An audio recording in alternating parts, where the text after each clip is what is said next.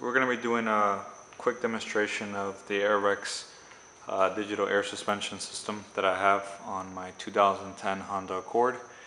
I'm going to show you basically the functions of the wireless remote, functions of the hardwire remote, different setups in the actual car itself for daily driving. Okay, so I've had this kit now about 5 months. The kit has roughly about 6,500 miles.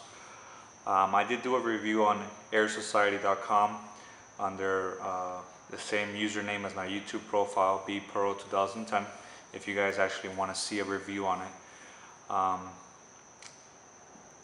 Basically what I want to show you guys is how the wireless system works with the AirREX, how the digital part works in the actual display of the wireless remote. Just because it's a little bit of differences to what's out in the market right now. Before I got AirREX, I was going to get with the K-Sport air suspension, but I wanted something quiet, something I can adjust my speed on drop, also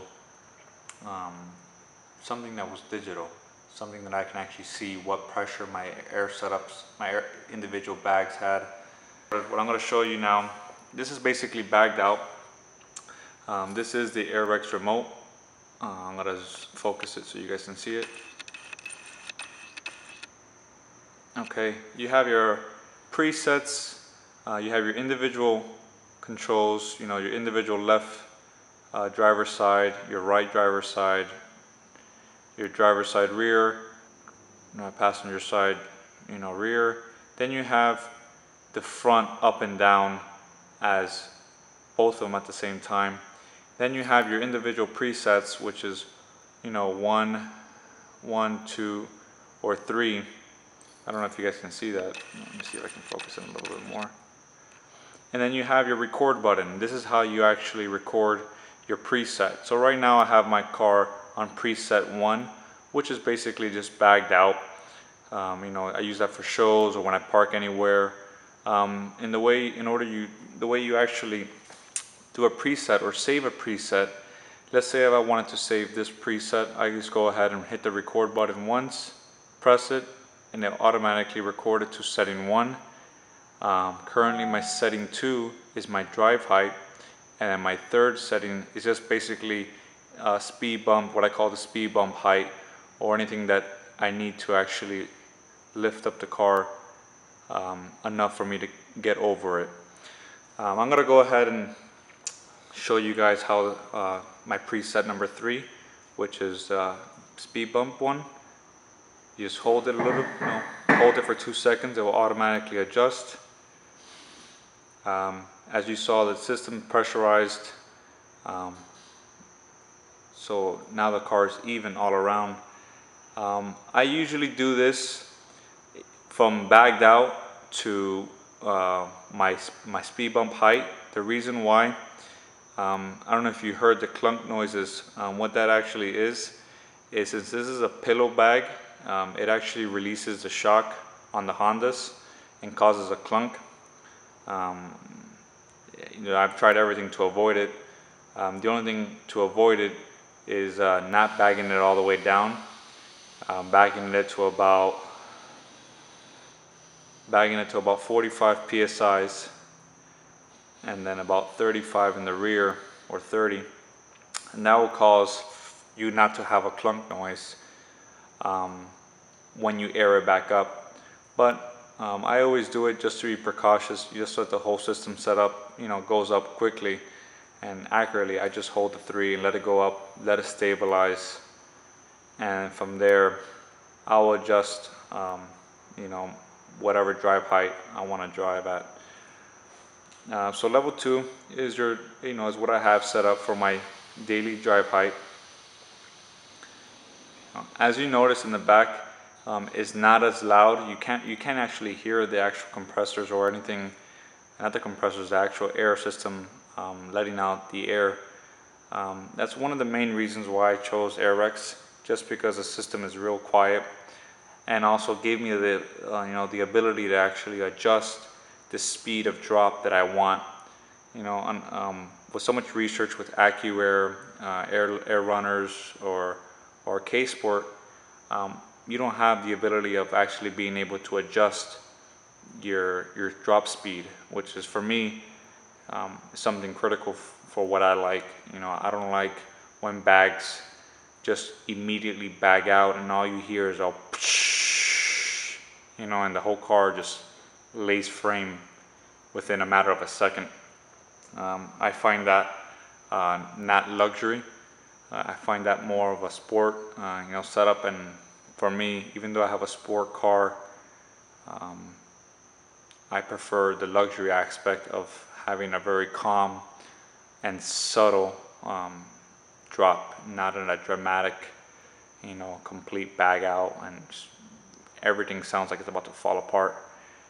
In my opinion, it sounds like it's an old school setup versus what should be or it is out there, like the AirREX kit that is extremely quiet, and you can even adjust the speed of it so that it does go down quicker. But I like the speed that I have it at. You know, it gives it a nice, easy, slow drop. So I'm going to go ahead and show you now the car at different heights so you guys can see it.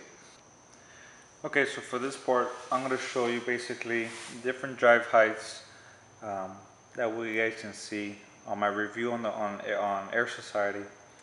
The first style that I have is basically your daily driving. If you don't want to drive low on 20-inch rims, you can set your front bags to about 74 pressure.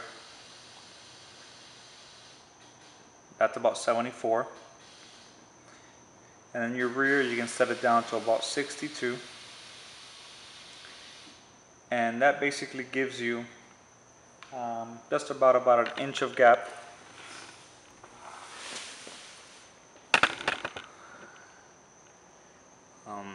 You know, your front. This is with 20s by 10.5 all around, so you guys can be, you know, judgmental of what you guys wanna ride with. And then you have, you know, your options to go with the second half, which is my daily height, which is about, you know, 60 and 40. 60 in the front, which this is my 60 height, and about 40 in the rear, which I'm going to show you now in the rear. So this is basically my daily driving height. It's pretty much tucking tire all around. There's no tire gap. Now, when you're driving on the highway and you want to have a smoother ride overall, you're going to want to raise it up to about 84 psi in the front. That's about 84 in the front, and go about 70 in the rear. You're going to look a little bit weird with your wheels, but it basically gives you a more comfortable ride driving anywhere on the highway for a long road trip. All my damping settings are at 6 in the front and 8 in the rear. AirREX shocks and bags come with 12 level dampening, so if you go anywhere from hard to soft, I have mine at 6 even in the front and 8 in the rear. Okay, so basically AirREX comes with 2 remotes. You have what AirREX calls the emergency remote, or hardwire, because it is a USB connected remote. And then you have the wireless one, which I showed you. Now, generally, this is what you use. I use only the wireless just because it comes with the presets available, and I don't have to be manually adjusting, you know, individually each one. You have 8, you know, switches or 8 buttons. The two top ones are the fronts, and the 2 bottom ones are the rear. Now, the way this works is you can't have both of them connected. If you can see there. Okay, well, I have both of them on right now. Okay, you'll notice now that my remote doesn't work on anything I do. That's because you cannot have them both connected at the same time. You can only have one, you know, connected, or the other one, the wireless one, switched off. And with that one switched off, I can adjust the suspension, but you kind of have them both on. So basically this is just in case for some reason by mistake, which has happened to me, you know, you leave your remote control, you know, switched on without being plugged in, because with AirREX it comes with the cable for the wireless remote, which is also a charger, but the system, when you have it connected and your car is off, it will automatically turn off the remote. It will it just turns off by itself. Now, if you go ahead and turn on the car while the switch is still on, the remote will turn on by itself, and I'm going to show you that now. Okay, so my car is off. I'm going to go ahead and just turn on the AC mode, and as you notice, the remote automatically turns on. Now this only happens when you have the remote switched on. If you have it off, of course the remote will not turn on, and you'll see this solid light, which just means the remote is charging. That's all it means. But let's go ahead and leave it on. Now you can leave this remote on in the on position while it's connected to the actual charger itself, and if you turn off the car, the remote will automatically turn off, so you don't have to worry about the remote being on or off. It's never gonna stay on while it's connected to the charger. Now on the other hand, let me turn this one off. The hardwire remote, if you have it connected, hope you can see that. If you have it connected, regardless on or off, since it's directly connected to the battery, the remote will stay on. Now you can wire your management system to a switch or to a fuse, so that when you know the car's flipped off, you know, this automatically turns off also. But this is basically what it is. No matter what, this one will stay on, and the only way to turn it off is to unplug it. Okay, now your management system. Now it's basically on right now. There's a toggle switch on the side of it, right here on the corner, that basically powers down your management system. If you're going to be leaving your car in a garage for more than 2 days, 3 days, and you have your management directly connected to the battery, make sure you turn it off, because if you don't turn off that switch or the management system, you're basically going to have to get a jump start or have a charger when you come back to your car, because your car won't have any battery. Okay, so that's basically the review of it. I'm just going to show you now some video of it dropping so you guys can see it, different angles.